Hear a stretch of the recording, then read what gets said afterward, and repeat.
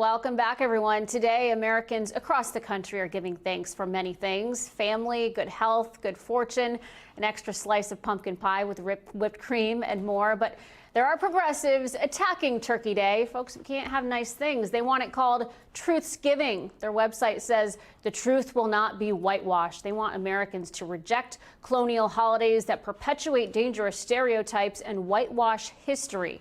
Well, let's discuss this Truthsgiving more.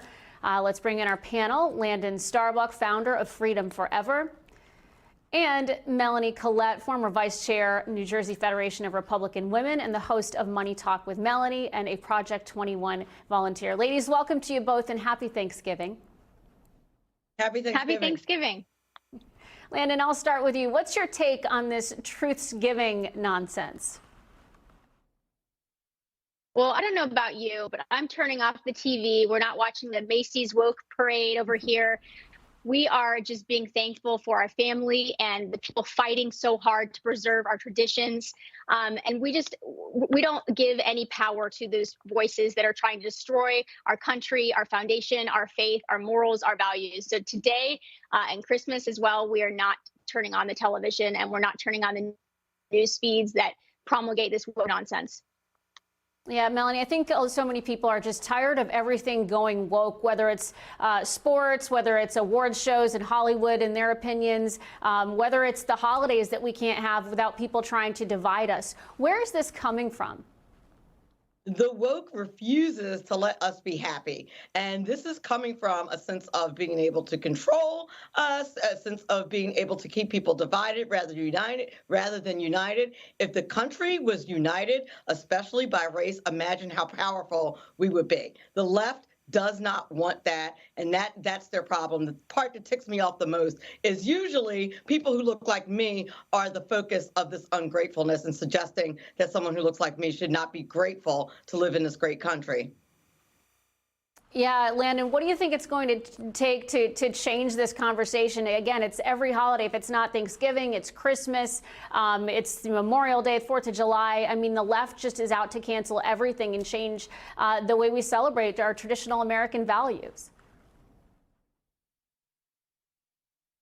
Well, I think what it's going to take is an offensive approach, and that starts with the inside of our homes out. You know, as an activist, I fight every day this beast, this evil that is coming from the left, from all of these different globalist powers. But it is really important for us to not lose sight of our power that starts within our homes. And we have a choice what we bring in to influence our children. We have a choice of where we send our kids to school. We have a choice of what news programs are allowed in our homes. So if we start actually using the power that we have, imagine the reality that we will create, and empowering one another to stand up and just wholly reject the evil that is being thrown at us every day. I want to ask you about some news, this involving Senator J.D. Vance of Ohio. He's blasting a Forbes magazine contributor who's a DEI consultancy business owner, vowing to look into whether the writer's company is receiving public funds in the state of Ohio. Vance shared a post from Forbes magazine from the contributor who wrote a story headlined "3 Ways to Decenter Whiteness in Your Workplace." Saying, "I'm just done with this blank. It's racist and it's gross. Forbes should be ashamed of themselves for publishing it." The author is a diversity, equity, and inclusion consultant. He says, "I've directed my staff to investigate whether her business receives any public money from Ohio." Your thoughts on this, Melanie? I could not agree with Senator Vance more wholeheartedly. It is meant to divide us. I hate this whole narrative of Black people, brown people are perpetual victims from white people, and that, white people need to walk on eggshells around Black people. That is not the way to unify us.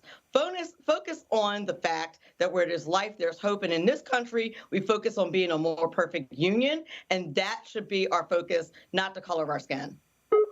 Amen to that, Melanie. Let me ask you, Landon, this next story we have here, really worth its weight in gold, pun intended, because Senator Bob Menendez of New Jersey, of course, was indicted in federal court in Manhattan in September for benefiting off the government of Egypt. He received hundreds of thousands of dollars in bribes in the form of cash, a convertible, and oddly gold bars. And he just hired an attorney named Robert Goldbars Luskin to represent him. You really can't make this up. Your reaction? I mean, it's just one story after another of corruption within these elites. And this is really something that I think every American is really sick of hearing about, and the fact that there is no justice for these people. And so I think that we really need to empower one another to really focus on a localism approach of holding the people that we can hold accountable in our local jurisdictions, because it's really difficult when you have, the left that's taken over all of these institutions on a national scale. So I think that people need to focus more on the local corruption happening, where we can really make a difference and weed out these radical DAs, weed out these radical judges, and really protect and insulate our communities from the inside out. Melanie, do you think we'll see accountability here with the senator? I'm sure if he was a Republican, we certainly would. That's exactly right. And as a resident of the state of New Jersey, I sure hope so. I feel like by getting a lawyer with this nickname, there are, I'm sure, tons of talented lawyers out there. It really is kind of a way of the good senator saying in your face, and I'm not going to get caught. And I hope they nail his behind. Yeah, well, we'll be watching that closely. Landon and Melanie, thank you both again for joining us on this Thanksgiving Day. Really glad to have you here.